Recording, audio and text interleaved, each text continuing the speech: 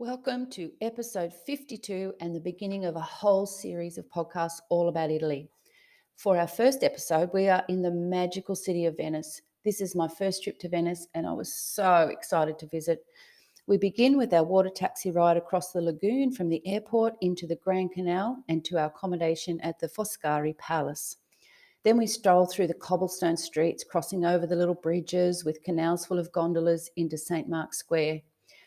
Next, we take you on a gondola ride. We actually hop in the gondolas ourselves and we go through the canals, under the bridges and past many stunning ancient buildings. It was just as incredible as I thought it would be and was one of those pinch me moments that will stay in my memory forever. Lastly, we share a food and wine tour that we did, visiting 4 very unique wine and cicchetti bars that only the locals know about. And stay listening to the end to hear how much it actually costs to buy a gondola if you're interested, and our favourite places to enjoy a glass of vino in the beautiful city of Venice. Cheers! And welcome to the Beach Travel Wine Podcast.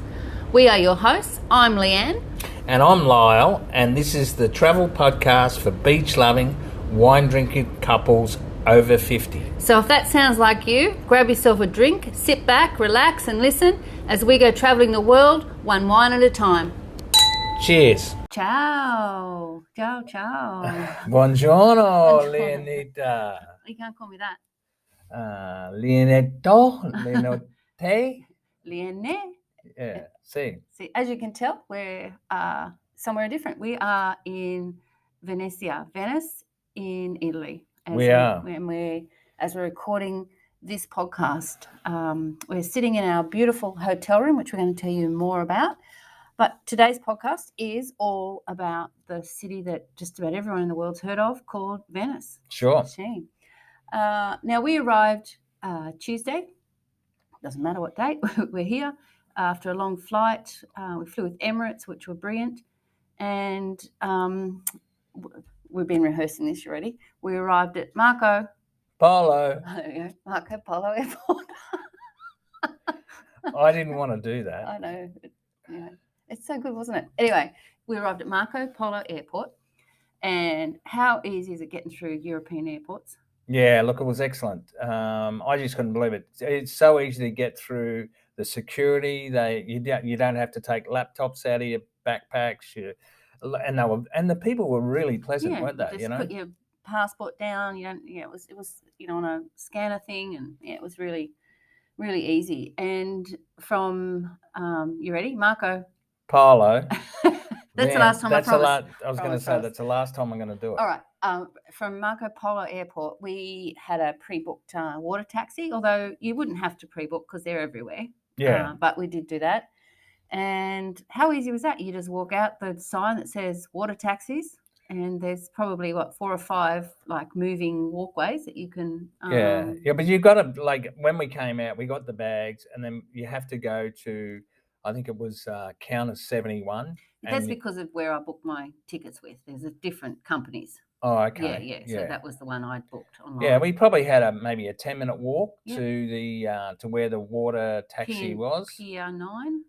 Yeah, Pier 9, and it was I think it was number 96 boat. I'm not sure why they have all that. Okay. And so it was like a little wooden boat. Speedboat, yeah. Speedboat, and there was a group of 4 other people with us, and 2 other Aussie girls. That's right. And we were going to be first off, so we were last on with all our suitcases, and I was really excited about coming in across the lagoon there into the Grand Canal. So I asked, could I, you were under the shelter. I looked in, and Lyle's pretending he's swimming. I don't know.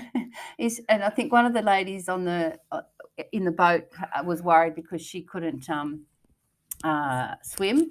And Lyle was showing her that he was a really good swimmer. No, you can't excuse that. It was hilarious to see. Anyway, Can I stop? What sort of land saying is partially correct? There was a group of 4 German people, and it was 2 daughters and their parents were probably my age, and it was quite rough going over the wakes of the different boats.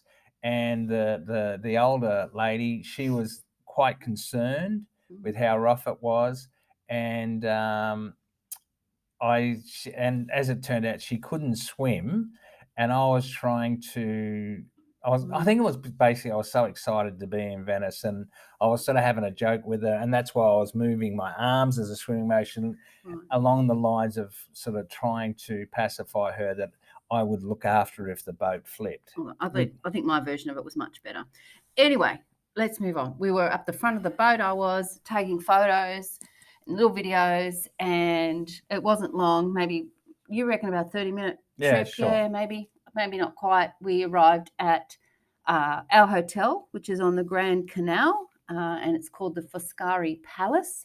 And, they just, basically bring the boat up, tie it to a pole, and there's like a wooden platform that you hop out, and there's the entrance to your hotel. Yeah, it was pretty amazing. It was pretty amazing. I don't think they're not a big believer in workplace health and safety there. It's it can be a bit tricky. Yeah. But it was all very pleasant. It was. And so the hotel's really nice. And I'll probably tell you a bit more about the palaces and things. But before we sort of keep going on, it's been lovely chatting.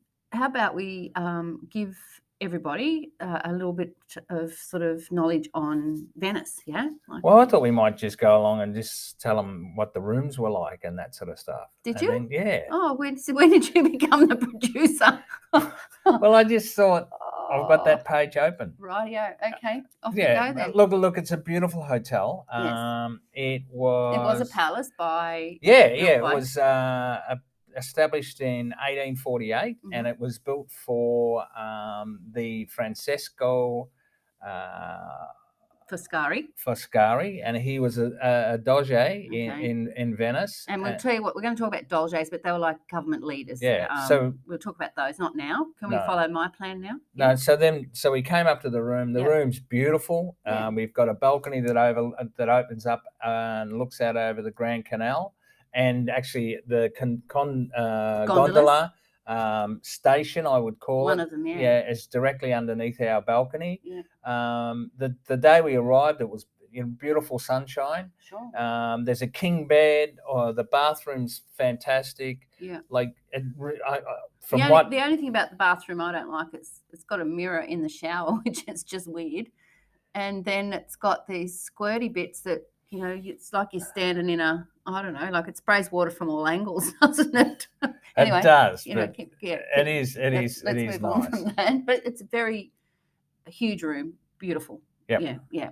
There's only one negative, and there's a damn mosquito in the room, and I keep hearing it about 3 a.m. Well, you said the first night about the mosquito, and I thought I didn't hear it, so it doesn't worry me. But then last night, it annoyed the shit out of me. But anyway. So the view from our room, which I've got some photos, obviously, on our website at beachtravelwine.com, and with this episode, Venice, and straight across the canal from us is the Rialto markets and the fish market, and then to the left, you can actually see the bell tower in St. Mark's Square.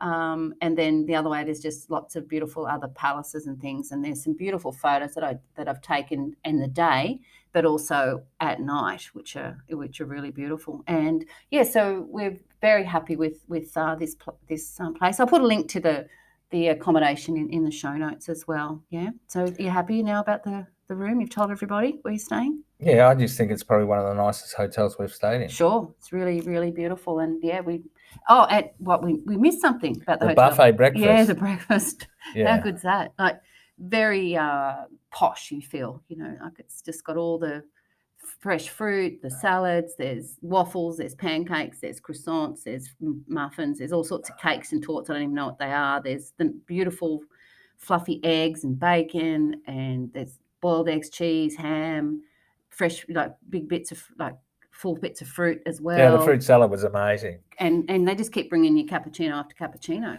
In fact, we actually walked out of the breakfast area and were sitting down doing some work actually for the podcast this morning.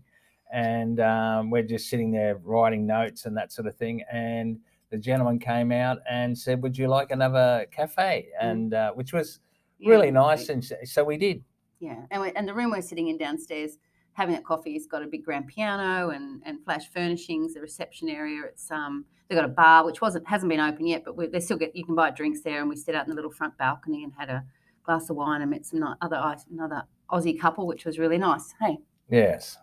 Lyle, would you please tell us a little bit about Venice's, history and information about the lagoon and all that sort of stuff? Por favor. Sure, Leonita. Generally, the municipality's population is about just under 259,000. The actual city, the old city, has a population of about 55,000. It is the capital of northern Italy's Veneto region, is built on more than 100 small islands in a lagoon in the Adriatic Sea.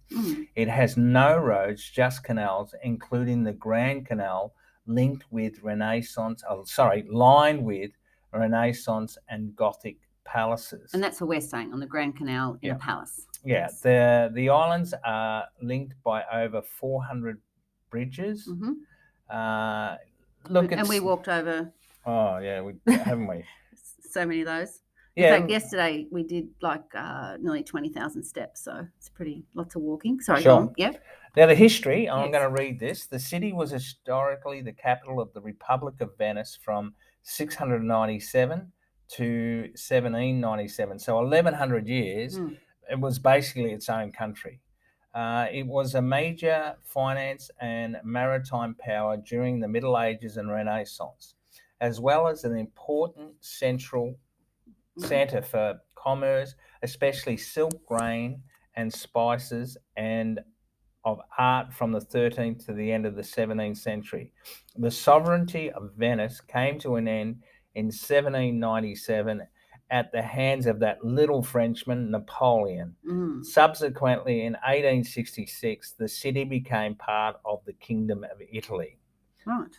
Okay, so it was own country for quite a while, and then in 18-something, it became part of Italy. Right. Yeah, and basically it became a UNESCO site in 1987. Great. All right. So, as Lyle said, it's lots of islands, but some of the documentaries we've seen, they talk about it being built on millions and millions of piers, don't they? And it is exactly as you have seen it in movies or in pictures. The water goes right up to the edge of the buildings, and you step from the water onto the front steps of your accommodation or the shops, or it's incredible, isn't it?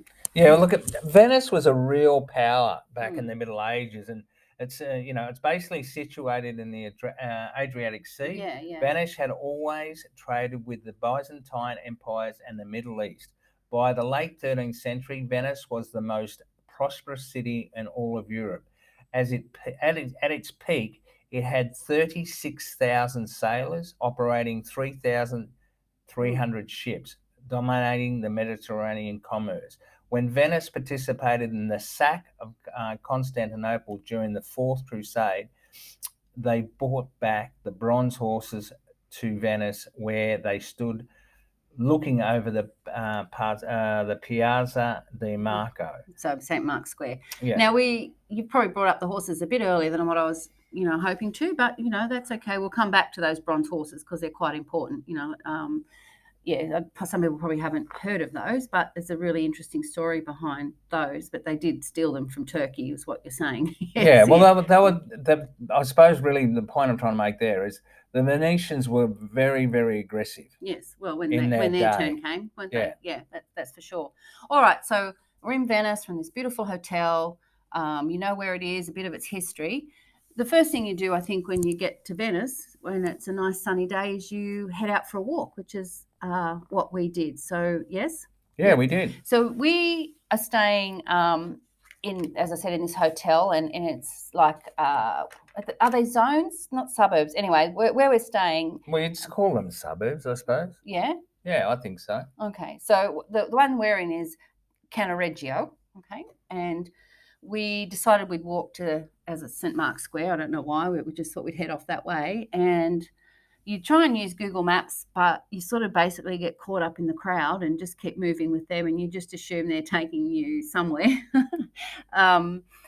So we follow along with them, and there's a bridge that you walk over and you cross from where we are basically into the suburb of San Marco. Yep. And initially the crowd that we were following actually was heading to the Rialto Bridge.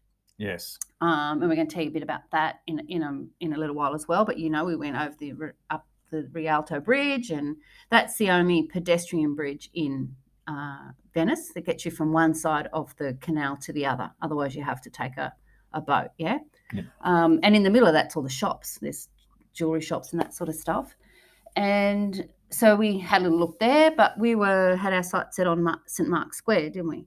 Yeah, well, I mean, that's the most famous area, and that's also where the Doge Palace is. Yeah. So yeah, as soon as we got here with that, that's where we headed. But I was, like as most people are, you walking around the streets of Venice, you cross over a bridge, all these bridges, and as you go over each bridge, there's one or two, 3, 4, 5 gondolas, either crossing one way and or coming the other way. So, and it's just like a fairy tale every bridge you go across, because the buildings, some of them are quite colourful, and they've got their little balconies and flowers hanging out, and there's some restaurants on the edge of some of the canals with the beautiful flowers, and so many pictures. And once again, you check them out on our website. But we just wandered, didn't we? And I remember it was my first time in Venice, so I was just like gobsmacked and just blown away by just how beautiful it was. And we were lucky enough to see one of the gondolas had obviously he was an extra, but he was singing. Yeah. And in between the buildings, the acoustics were fabulous, and he could really, really sing. Yeah. So actually, I've got that on our Instagram, on our story. Oh, you got a on the story video. Highlights. Go and have a look at that. Venice. It's he's got his a piano accordion players on the boat as well. I have to say though, I think we were more impressed than the people on the gondola. They didn't look to be enjoying it at all. Yeah, well, we certainly thought it was fabulous. Yeah. And then we walked into St. Mark's Square, and it's full of people. It was sunshine and, cafes, tables and chairs basically most of the way around. And we found out there's a cafe there which is the oldest in Venice, but also the oldest in Italy. We were told that the price of a coffee was about €18. Yeah, something like that, yeah. But talking the cost of things, so we decided, we had a walk around and, took a few photos of the basilica and the square and the poles of St. Marco and St. Theodore, which were the original gate to the city from the lagoon. And we found out during one of our tours that's also where they used to do the public executions. They did, yeah. But we once again took some nice photos of the big main lagoon area there, and we sat and had a drink, which was pricey. Oh yeah, they didn't miss you. I had a draft beer, and it was €17.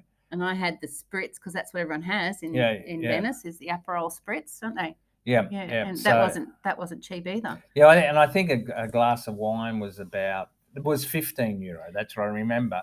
So we sort of looked at that and looked at each other and went, "Well, you've got to do it. You can't help it." When in Venice. Yes. So basically outside the Doge Palace. You're overlooking the lagoon. The Grand Canal. Yep. That's the price you pay. So that's all good. And then we wandered. Once again, people say you get lost in Venice, and I don't like being lost. I have a bit of a thing about it, but I didn't feel uneasy at all about not knowing my way around. Because Lyle always says, "Oh, we just head to the water," which is a bit. Yeah, here it's a bit hard because there's water on every side. But we did. We wandered back because we knew that the weather forecast wasn't the best for some of our days here. So we decided we wanted to do the gondola ride, or I decided I wanted to do the gondola ride while the sun was shining and it was a nice afternoon. And luckily, right next to our hotel, there is a gondola station. Yeah. Right next door to the Foscari Palace, as I said earlier, is a gondola station. And so we went down to find out the price. I mean, I had read about the prices of them, and they start from €80. Now we thought, and they asked for cash, didn't they? So Yeah. he Actually, everywhere we've been, they've I asked know for they cash. have. But he said, "Oh, look, I'll take you now, and we'll take you to an ATM, and you can pay me on the way." And we're like, "Well, no, we're not quite ready to go yet." So we went and found an ATM, and we took out €200 because we thought, "Oh, well, that'll leave us a bit of money left over, won't it?" Yeah, that's because we thought Yeah, I was just getting that to it that. was €80 a head, but in Yeah. fact it was only 80 for the two of us. Yeah, which was a nice little surprise. I mean, when you think about it, it would be quite expensive. However, when in Venice, right, you've got Sure. to do the gondola ride. So Very romantic. we climbed on board, and with just the two of us, and it's like very plush little seats, like little thrones, really, isn't it? And decorated on the side. They're all this beautiful jet black color, aren't they? The shiny. You reckon like a throne? I thought it was a red cushion. Okay, righto. Oh, don't let the truth get in the way of a good story, Lyle. Thanks for that. Red cushion with gold stripes. That's not throne material. Well, yeah, they did have some gold frilly stuff around the edges Right. of it. Yeah. Yeah, okay. So we pull out of the gondola station, and we're right in the Grand Canal. Yep. And it gets busy in the Grand Canal. There's water taxis. I mean, everything's delivered by boat. Everything's taken away by boat. Everyone goes on a boat. So, it's often quite a bit of wait. But we did a quick left turn, and immediately we were in the tranquil waters of Quiet Canal. And that's one of the things I loved about it. It was just so peaceful because obviously there's no noise from a motor or anything, and the canals are quite narrow and the walls are quite high. And there's one of the stories on Instagram I put on was we're cruising along, and there's just a church bell ringing in the background, wasn't there? And he was telling us there's 75 churches or something, and most of them are ringing bells sometime in the day. And I got a couple of beautiful pictures because it just, I look up one and there's like this beautiful lemon-coloured building, and then a blue one, and then a sort of apricot one. It was all with the peak of the boat. Yeah, it was pretty beautiful, wasn't it? Yeah, oh, yeah, it is. It's magnificent. And as you're passing under you go all under the bridges that, just say 400 bridges or something that in pedestrian bridges. Correct. And I don't know how many you go under, and they say they take the same route, but they obviously know where they're going, but you go one way and then you turn around and you go, under another bridge, and he was sort of pointing out there was a theatre we went past, and some of the places I recognised from our walk. Yeah. But it was the quickest half hour I'd ever been on. Yeah, but I think they would do the same. They'd have to do the same tour because, with that many gondolas, I think there's 400 gondolas that are licensed.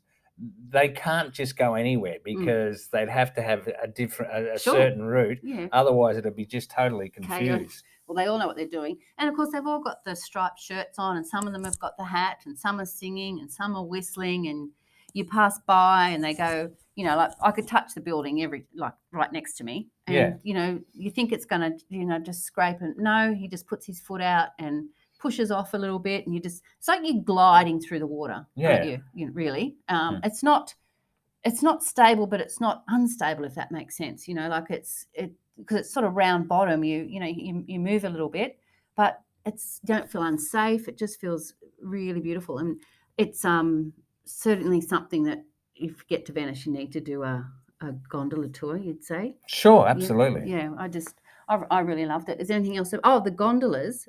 We did find out too.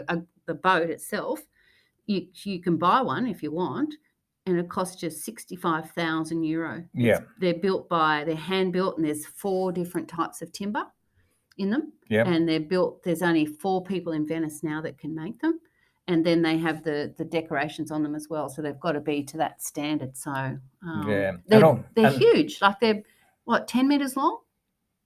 Yeah, at least. Probably. Yeah. But look, and the craftsmanship is absolutely amazing, and a lot of them have also got sculptures on them, and sure, it's pretty impressive. But even, I mean, the gondolas share the gondoliers, the gondolas share the Grand Canal with the water taxis, which are basically beautiful wooden speedboats. Yeah. And then they also share with the big, what you call basically a big bus water bus. on the water. Yeah. So Now, the Grand Canal is very, very busy. It is busy. Now, where we are, as we said, there's like a gondola station where there'd probably be 30 of these gondolas tied up. Yeah. And at night, we were sitting out the front having a drink, watching them, and they were all tying up their boats and covering them over for the night. And they basically get from one side to the other, to the, where they get off, by sort of stepping across one boat to the next one, don't they? Yeah, side by side. Yeah, side by side. And then just today, because it is absolutely pouring down rain, they're outside bucketing water out of the bottom of them. Poor buggers. I don't think there'd be many days they don't take the gondolas out, but it's quite a sight to see them all there with their blue tarps on, trying to stay out of the rain. So it's definitely an experience that I'll never forget, and I certainly recommend doing the gondola ride. Yeah, and then when we got back, we made some new friends. We did make some new friends. New friends, Lyle. Yeah, so new friends. That was Perry and Tracy, and they're from the Gold Coast, which is probably a couple of hours from where we live, nice part of the world. And we decided we're going to have a nice glass of wine. It's sitting on the, what would you call it? Almost like a little pier. Yeah. And just looking and people watching, well, probably gondola watching. Yes. As the afternoon, it was really actually really nice. Beautiful. So we really enjoyed that. But yeah, I did, I know I keep saying, but honestly, go and look at the photos, because I've got some beautiful photos of sitting just, you can see right from our balcony, or the balcony, whatever it's called, that, out the front, it was just the gondolas, and where we were having a glass of wine was nice. And then directly across the road from the road. On the road, the canal from our hotel are the Rialto markets. Yeah, I said that earlier. That's right. Yeah, and the Rialto markets are basically, fresh produce, and also a fish market. Yes. We're going to tell you a bit about that. Yeah, and they start working, because I got up the first morning, and it was fairly busy with workers there from about 5 o'clock, and remembering that all the produce has to get there by boat. Yep. So and all the rubbish out by boat. Yeah, exactly.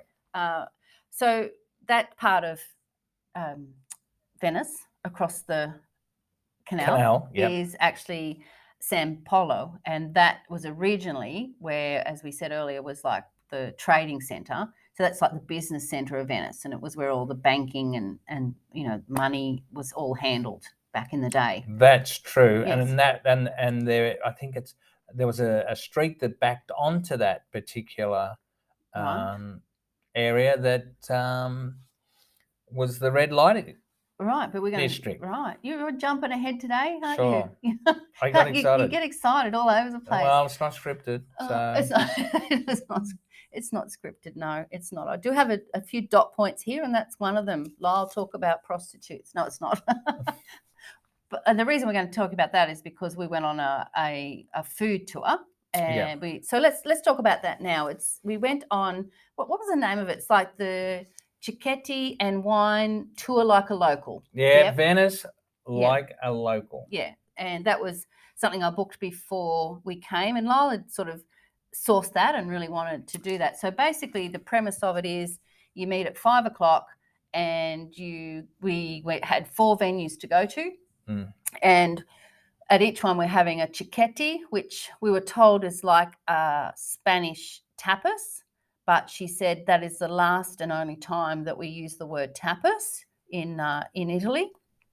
And we walk from one venue to another, and we have a different glass of local wine as well at the venues, right? Yeah. And look, basically it's the same as tapas in Spain. Of course it is, yes. And, well, cicchetti means small bite, basically. So cicchetti is either on bread or polenta or something, and it's just whatever's on. It's just a small bite. It can be anything, she said. It can be, meat, cheese, veggies, whatever. It can be anything. It's just a small bite. So cicchetti. And there are bars that just do cicchetti, and they open from 8 a.m. in the morning, and most of them close by about 7 p.m. at night, and some of them just close about 3 o'clock in the afternoon. And basically it's like the Venetian culture.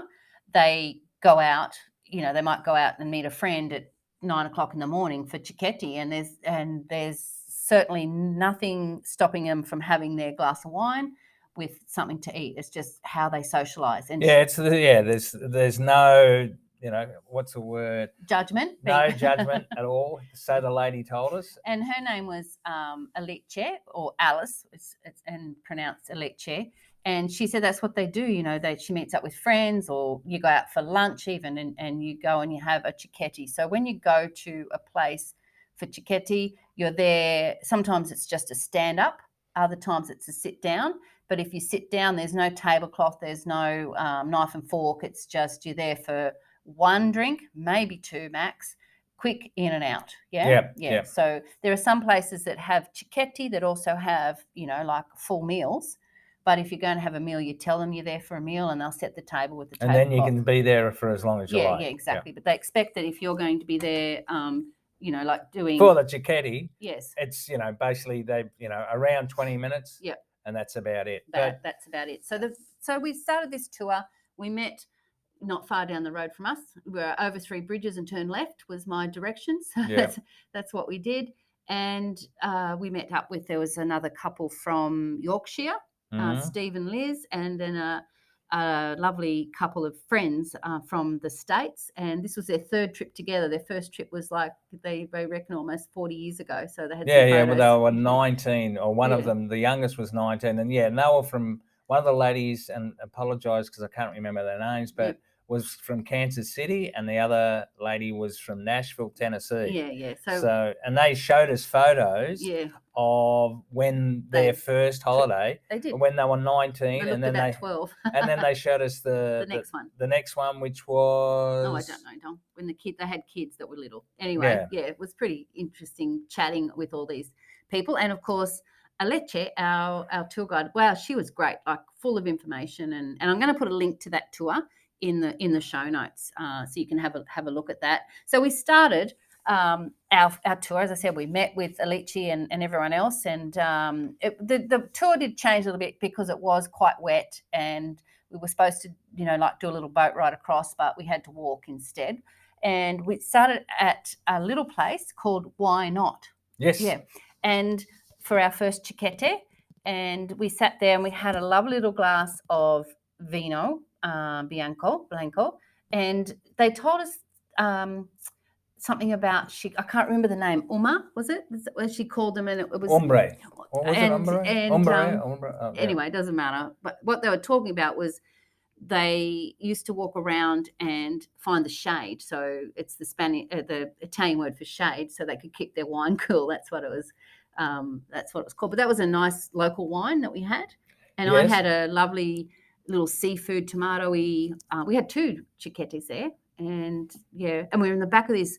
It was only a little place. A lot of them are quite small, aren't they? With the wooden beams, but the owner of this cicchetti place, the Osteria, he is into photography, and he has a lot of photos of historical Venice on the walls, which was really interesting, I thought.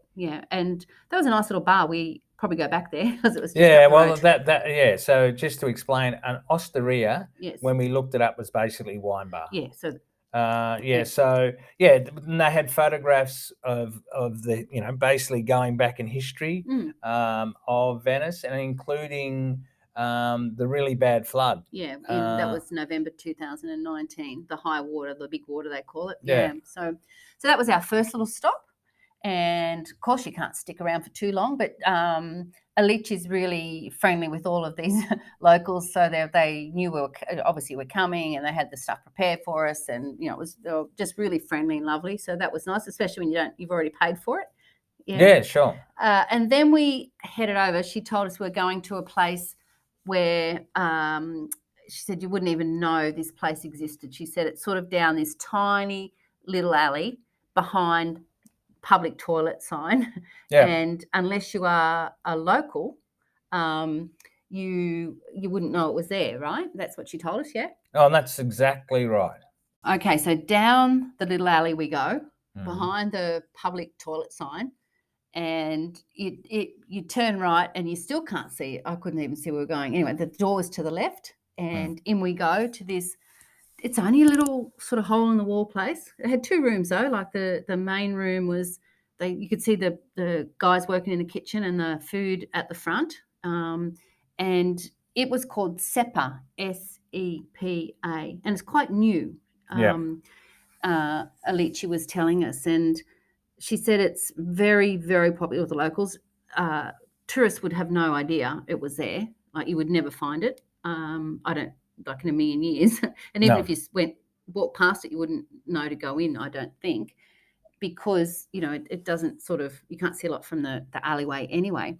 But it's, as I said, it's popular with locals because a lot, like a lot of people don't live in this part of Venice, but they all work there. And so they were, immediate hit because people could just go there, have their cicchetti, and go back to work. So yeah, it's so speed. Look, I thought I was impressed from the minute I walked in the place. You could tell all the chefs were in like an orange uniform. They looked very, very serious and efficient, and the food was magnificent. And as Lan earlier said, that all these places, the cicchetti, sorry, are on display. They're all on display. It's very similar to tapas. Yeah. Pinchos, all that stuff. Or pinchos, and you can pick, and there's prices on them all. And but the Lan had the asparagus. There's a little asparagus tart, and then I can't remember what it was called, but they just brought it straight out of the oven, and it was vegetables in this flaky pastry, and that was my favourite food of the night. I really enjoyed that. But there's a couple of other things about this place that are quite unique. Yeah, it's quite unique.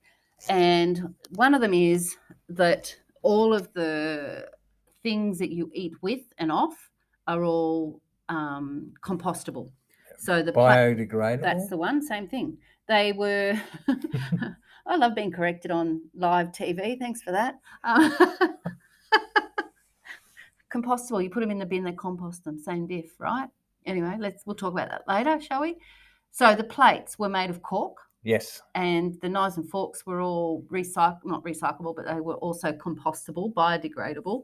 And they felt like they were plastic. Yeah, but they weren't. And so what you did, once you finished your food, they don't even come and clean up. They've got a big bin that you just chuck it all in at the door, and it all goes to wherever it goes on a boat to be composted somewhere.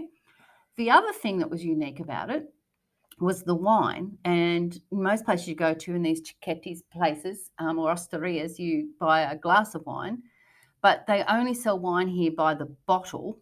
Now, the wine's on tap, but you buy it by the bottle, and you can have like a quarter of a bottle, a half a bottle, or a full bottle, and they fill that up and they give that to you. And even the glass is made out of corn that you drink out of. Yeah. So you just throw that in as well. So pretty cool, actually. Yeah. They've sort of solved that sort of problem that a lot of people have. And we had a really unusual wine called Friulano. We thought it was one that we'd tried before, but we hadn't tried this. Yeah, I originally thought it was which Fiano. Is a white. Yeah, it's a white wine. Yeah. It was very, very light, but really lovely, wasn't it? Yeah, it was a nice drink. Yeah. Look, the whole place, really impressed me. I'd give it 10 out of 5. I thought it was good. The other thing I'll do is I'll link the places we went, because I noticed they all have websites. So SEPA, so people can go and have a look at that, because that was, and there's a picture of my my asparagus. I just love asparagus flan. And then we had to cross the next place we went to. We had to cross the Rialto Bridge. So we went from San Marco into San Polo. Yeah. And Alici showed us some other cicchetti places that she would recommend we go to, but they all closed quite early. Yeah, about 2:00. Yeah, but there was so she told us about those. But we went to a place and we stood out the front first, and she wanted to give us a bit of a heads up on this little place, which was called Osteria Antico Dolo. See? Did I say that okay? Yeah, Thank perfect. you. And what did you want to tell us about, Lowell? She wanted to tell us about the courtesans. Yeah. So in this area of San Polo, was renowned back in the day, as you mentioned, gave away earlier in the story. Sorry. Gave away the ending. Boss, just call me boss. Lo siento. Lo siento. That this was like the red light area, and they frequented these places. And so there were apparently, I didn't see them actually, but she said there were pictures on the wall. So if you're easily offended, don't look. But it was as you walked in, there's basically just this one sort of walkway, and on the side of that tables, and you basically, it's like on the airplane, you almost had to turn sideways to get down there. Yeah, it was tiny. Yeah, and we were down in the back corner, and we sat down there, and this is a family-owned osteria, run by husband and wife and child, their children, adult children, and we there, which was delicious. We had a red wine. Didn't we? Did, yeah, like a nice little glass of red, and I think we had another 2 cicchetas there. Like we were getting a bit spoiled. I think we got some extra food, and we once again they had lots of memorabilia on the wall. And except we didn't see those photos. They must have been down when all those young boys. Remember, those young guys were sitting down. At the but that's but they had a photo of the original owner. Oh yeah, the grandfather, handsome young man, wasn't he? Yeah, good looking dude. Got his suit leaning back. So yeah, look at when it was. I thought it had a lot of character. Oh yeah, a lot of atmosphere. And so kept going because that's what you do in a cicchetta bar crawl, if that's what you want to call it. And we that's exactly what I'd call it. And so then we headed to our last little place, and this place is new, quite modern, wasn't it? There was no memorabilia around this place, and it was right opposite the Rialto fish markets, which you could sort of smell it in the air. Yeah, you could. Yeah. And this one was called We Nice. Instead of Venice with a V, it was spelt with W. Yeah. And it's what they call Venetian street food. Is its thing, but it's basically seafood. Yeah. Yeah. And Fritto misto. Yeah, fritto misto is what we had to eat, which is mixed fried food. You know, so, but in this place we got 2 wines, and with our first cicchetta we had a prosecco.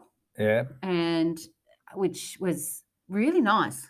I did enjoy that. So after we had our cicchetta there and that wine, we were very lucky. We got a little spoil of a dessert. Very, very, very, very nice. And that was a tiramisu. Yeah, it was beautiful. And then we got the second wine there, which was a sweet wine, she said.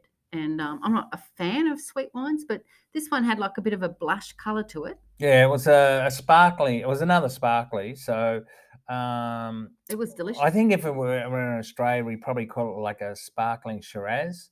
Would you? Yeah, I think that's the style of it. Yeah. A sparkling Burgundy in the old days. Yeah. But look, both wines were really, really good. Again, very quick. Then there was a crew of another group came in, younger people came in, and they were quite boisterous, and all we kept on hearing was "This is better than sex." Remember? Yeah, I know. I don't know what they're eating. Well, I did question that, but that's just the way I am. Yes, you did. And so that was the end of our tour. I just thought she may have just not had much experience, but that was me. Anything else you want to add? No. Okay, that's it. But it was very nice. It was, the food and also the wine. Yeah, and so we finished our tour there. We got a group photo, and then normally because we could see our hotel right from the outside of the last little cicchetta bar, but we couldn't go across the canal because it was too dangerous on the little boats because of the weather, and so we all put on our rain gear and headed off our separate ways, didn't we? So we went back up over the Rialto Bridge from San Polo back into San Marco, followed it's basically a straight line, isn't it? Over the bridge, a little bit further over the bridge, and then we came back into the thing that really surprised me is that we were on the other side of the canal, and I thought, And and as Lan said, it was actually quite cold and quite wet. And I'm thinking this is going to be a pain in the backside getting back. But we've only been here really 24 hours, and probably more 32 hours by that stage. And to be honest, we were back in about 10 minutes. We knew exactly where to go. It was great. Now, just Leanne said at the start of this that I, had looked this up before we left Australia. Yeah. And because this is something I would, always wanted to do, and I think it's a great idea because you get to meet and make new friends, and at the same time get some, local hints, I suppose, of the best places to go.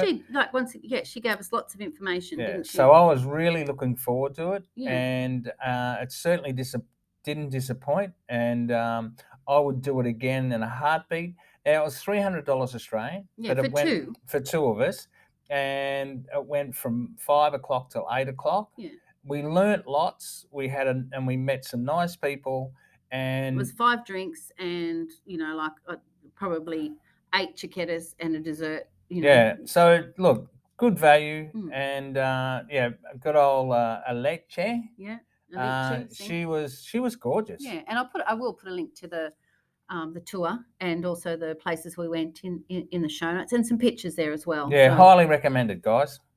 Well, as promised, I mentioned earlier we'd tell you a bit about the Rialto Bridge because we did walk over it a couple of times on our cicchetti tour. Now the only way to get around Venice is to walk across the Rialto Bridge in some respects. Well, if you want to cross the Grand Canal, it's the only pedestrian way to do it. So otherwise you have to take one of the little boats across. So yeah, that's correct. And it is the oldest bridge in Venice, and it was a pontoon bridge at one stage. Yeah, that's right. It was wooden at one stage, but it was started to be built in 1588, right? And it was completed in 1591. Mm-hmm.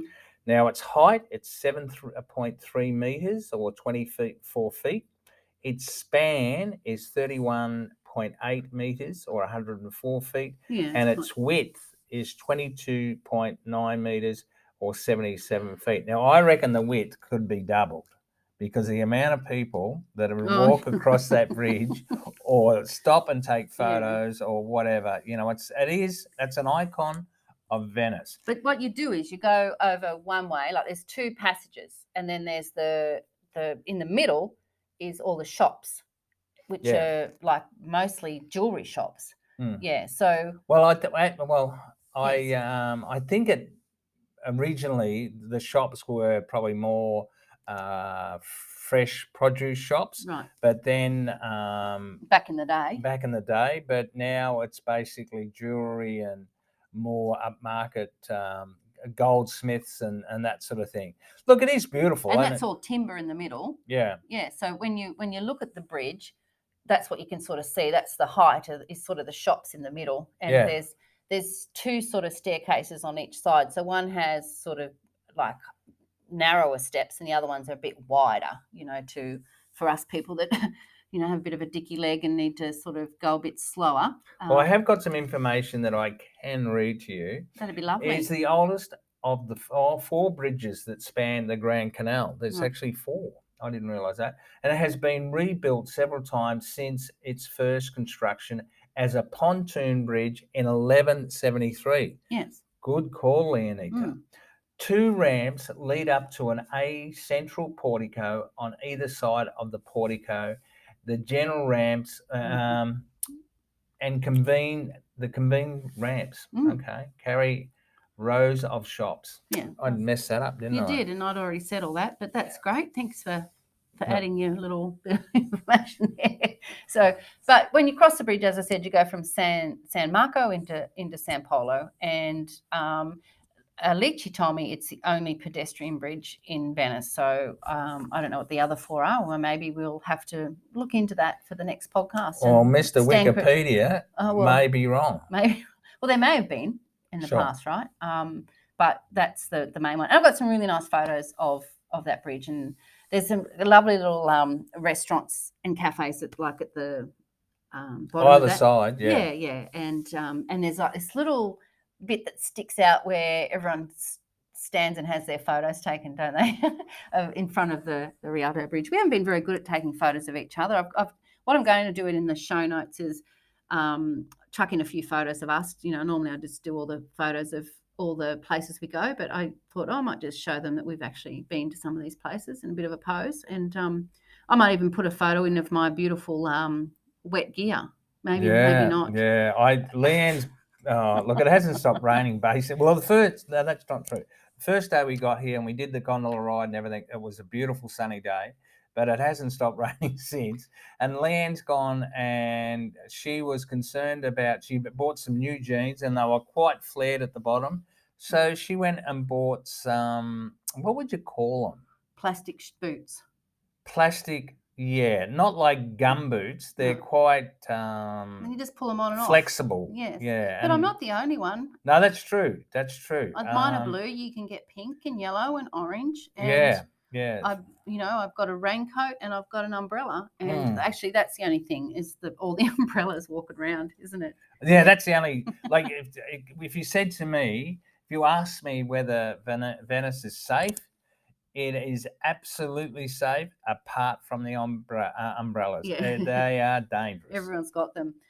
Okay, honey. Well, what we're going to do, everybody, is we're going to do another podcast. The next podcast is also going to be about Venice, because we have just talked so much, and we've got so much more to cover, haven't we? So we need to do it justice and spread it over 2 podcasts. So we are going to, in our next podcast, we went inside the Doge Palace, which there's so much history and information. And a Doge is one of the leaders, and they were around for centuries. So we've got a lot of information, and the rooms inside that palace are just amazing. And then there's all the talk about the secret police and the jails, and there's some really fascinating things about the blonde-headed women. Don't give it away, Lyle. And then we also St. Mark's Basilica, and all about those horses that you mentioned as well. So we've got a whole lot more to tell you in our next podcast, haven't we? Absolutely. So from a little wet Venice, it's arrivederci from me. Oh, hang on. We didn't talk about our wine. Can we do that? Where's our favourite place to have a wine, Noel? Okay. Where's yours? I asked you first. Okay, I'm going to Seppa. Yeah, for sure. I thought it was great. Cicchetti bar, yeah. Okay, my favourite place was at the front of the hotel on the little wooden deck. Oh, overlooking the Grand Canal. Overlooking the Grand Canal. My first wine in Venice. That was pretty special. So the most expensive doesn't get a look in. Doesn't get a look in, no. This one here. Fair enough. And now you mention it, I'd probably go that too. Okay, so arrivederci. Ciao.